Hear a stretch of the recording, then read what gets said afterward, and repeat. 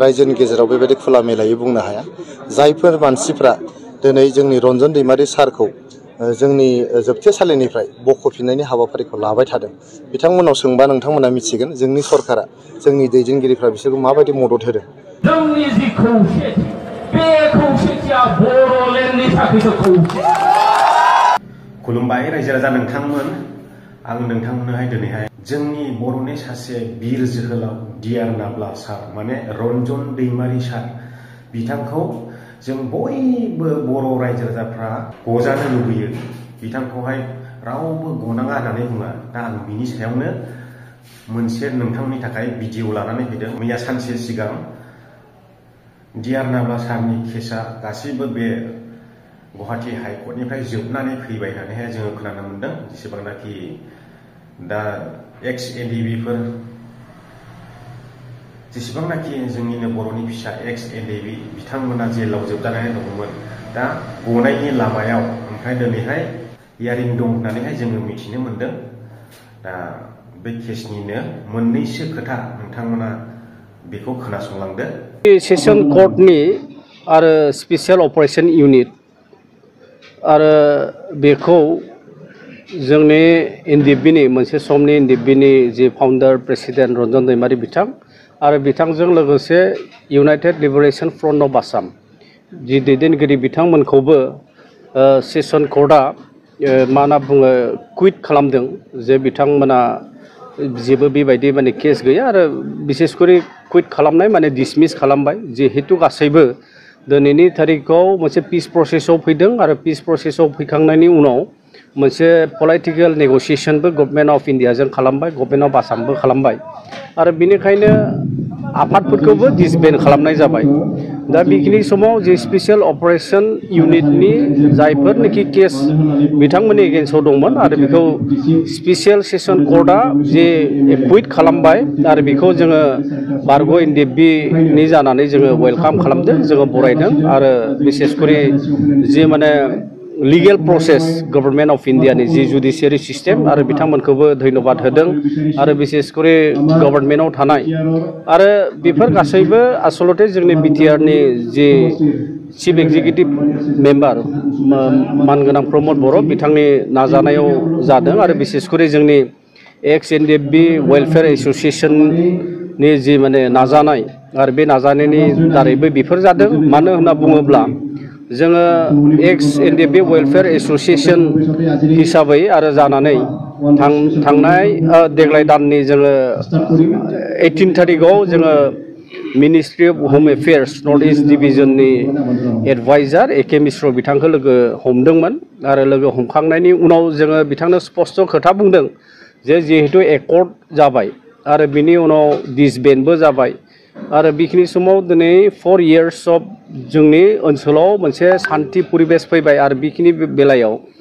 जि माने केसानो जायाथों मानो आरो बे केसफोरखौ थाब माने डिसमिस खालामनांगौ। दाबो जोंनि बहुत माने कादार्सफोरा, जोंनि लिडार्सफोरा, जोंनि मेम्बार्सफोरा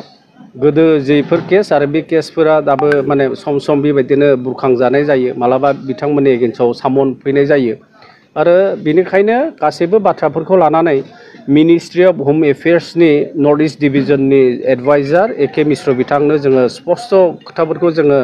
बिथांनो फोरमायदों आरो बिथाङा खुब माने पेसेन्टलि खोनासंदों जे बे बाथ्राया नंथारगौ। जिहेतु पिस एकर्ड जाखांनायनि उनाव बेबायदि खुनु माने केसफोरा आसलते थानो मोननाङा आरो बिथांमोननिबो नाजानाय थागोन, बहाय हम मिनिस्ट्रिनिबो नाजानाय थागोन आरो बेनिखायनो जि स्पेसियेल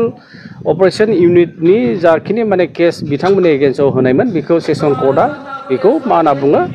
डिसमिस खालामबाय आरो बेजों लोगोसे बाखि एनआइए आरो सिबिआइ केसफोरबो दं आरो जों बेनिखायनो मिनिस्ट्रि अफ होम एफेयार्स आरो गभर्नमेन्ट अफ इन्डियानि होम मिनिस्टार बिथांखौ गांसे गोसोखां बिलाइनि दारै जोङो माने फोरमायनो नाजादों जे गासै जि केसानो थायाथों मानो जे एनडिबिनिफ्राय लानानै एक्स बिएलटिनिफ्राय लानानै एक्स बर' मा होनना बुङो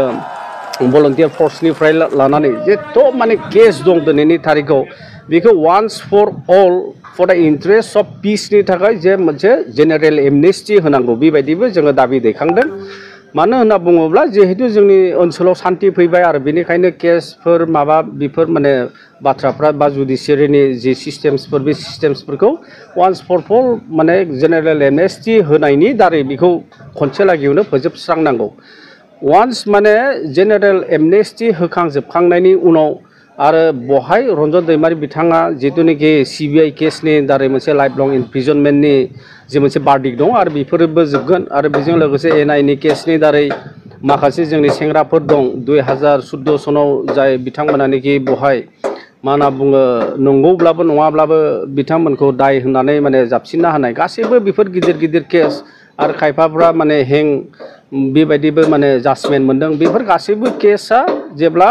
जेनेरेल एमनेस्टि गभर्नमेन्ट अफ इन्डियानिफ्राय बेखौ जेब्ला फोसावगोन आरो होगोन आरो खनसे लागैयावनो रन्जन दैमारि बिथांजों लोगोसे बाखि जाय बिथांमोना जेलाव दं आरो बिथांमोनाबो गनायनि मोनसे बेबस्था लागोन सिबिआइ केसआ बिथांखौ लाइफ लं इमप्रिजनमेन्टनि जे 30 अक्ट'बर बम ब्लास्टनि केसाव बेबायदि मोनसे 2019आव बेयाव मोनसे बार्डिक फैदोंमोन आरो बेखौनो हाइकर्टआव मोनसे चेलेन्ज खालामफिनदोंमोन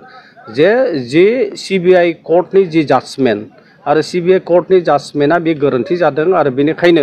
बेखौ जिहेतु पिस प्रसेसआव दङमोन बेखिनि समाव मोनसे पलिटिकेल नेगसिएसनाव दंमोन आरो बेनिखायनो जि एकर्डबो जाबाय आरो एकर्ड जाखांनायनि उनाव जि जाजमेन्टमोन बे एसे मा होनना बुङो बायासफोर बायदि जादों आरो बेनिखायनो चेलेन्ज खालामदोंमोन गुवाहाटी माने अनारेबल हाइकर्टआव खिन्थु बहायबो एखे जाजमेन्टआनो फैदों जे माने बियो इनटेक जाना थाफिनदों जि जाजमेन्ट दायो जों खोनानो मोनदों सुप्रिम कर्टआव आरोबाव माने मा होनना बुङो मोनसे चेलेन्ज खालामबावदों आरो बावैनो मोनसे हियारिं जानो थांगासिनो दं जे बिथाङा माने एन्ट्रिम बेल मोननाय आरो मोनैनि बेलायाव दा जोंनि खोथाया जाहैबाय मा लिगेल प्रसेसफोरा माला जोबगोन आरो माला माने फोजोबजानाय जागोन दा बेनिखायनो वान्स फर अल फोजोबस्रांनायनि नामाव जोङो एक्स एनडिएफबि वेलफेयार एस'सिएसन प्रमद बर' सारा गावनि दिनैसिमनि जिउआव बर' हारिनि अनगायै गुबुन सिन्था बिथाङा खालामफेराखै बर' हारिजों लोगोसे जोंनि बड'लेण्ड ओनसोलाव थानाय गुबुन गुबुन जाथि जनगोष्ठीनि मोनथाय थामोनथा आरो समानै जौगालांनायनि जे थांखि बे थांखिखौनो लानानै बिथाङा थांनाय 30 बोसोर बिथाङा नांथाबनानै दङ बिथाङा मोनसे जोबोद निखावरि न'खरनिफ्राय गरिब न'खरनिफ्राय फैनानै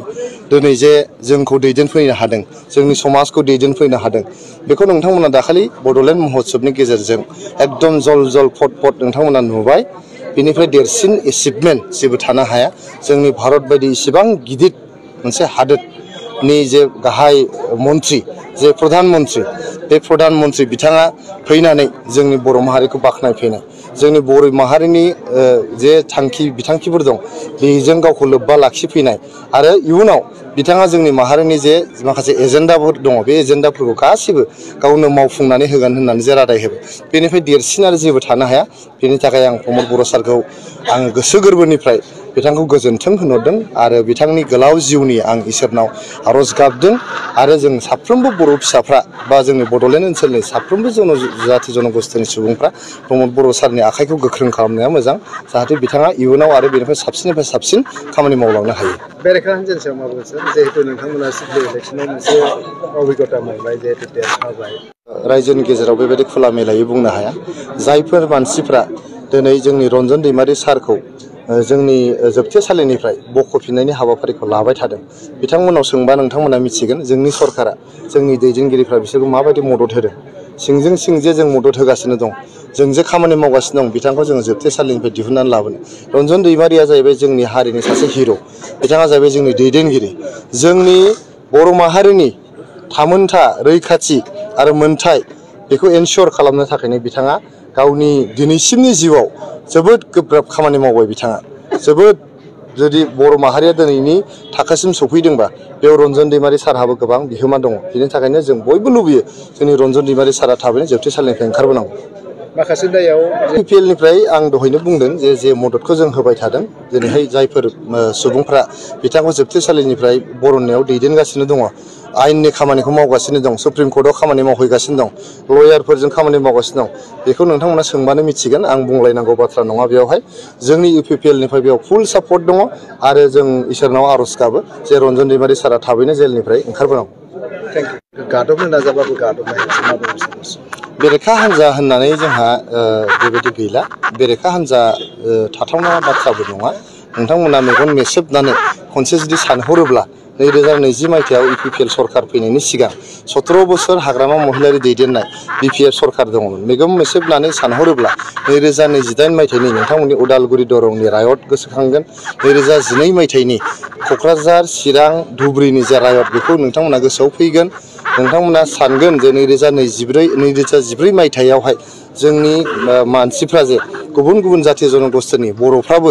जे रिलिफ केम्पआव थानांदोंमोन बेफोर जिनिसफ्रा नोंथांमोननि खर'आव सौफैगोन मेगन मेसेबब्लानो नोंथांमोना मेगन मेसेबबानो मिथिगोन बै समाव माबायदि दादागिरि गुन्डागिरि दङमोन जोङो गावनि गोसो बायदि भट होनो हायामोन खोमसिबानो जों गिनो गोनां जायोमोन मेगन मेसेबबानो नोंथांमोना गोसोखांगोन जे जोंनि ओनसोलाव आर्मि केम्प दंमोन CRP केम्प दंमोन जोङो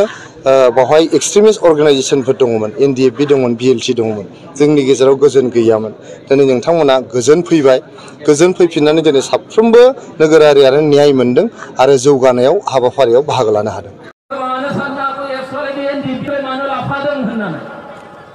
जोंनि थाफानाय जोंनि खौसेथिया प्रमद बर'नि इन्टारेस्टआव नङा नाब्लानि इन्टारेस्टआव नङा वीरेन बर'नि इन्टारेस्टआव नङा सोमखोर बिथांनि इन्टारेस्टआव नङा जोंनि जि खौसेथि बे खौसेथिया बर'लेण्डनि थाखायसो खौसे दिनैनि भिडिअआ बेखिनियानो नोंथांमोना गाव गावनि साननायखौ कमेन्ट बक्सआव कमेन्ट खालामनो हागोन मानोना जोंना लिडारफ्रा बिराद नायफैयो कमेन्टफोरखौहाय फरायो गावसोर कमेन्ट होआबाबो बेनिखायनो बयबो कमेन्ट हो गोजोननाय थाबाय बयनिसिमबो भिडिअखौ जोबजासिम नायनायनि थाखाय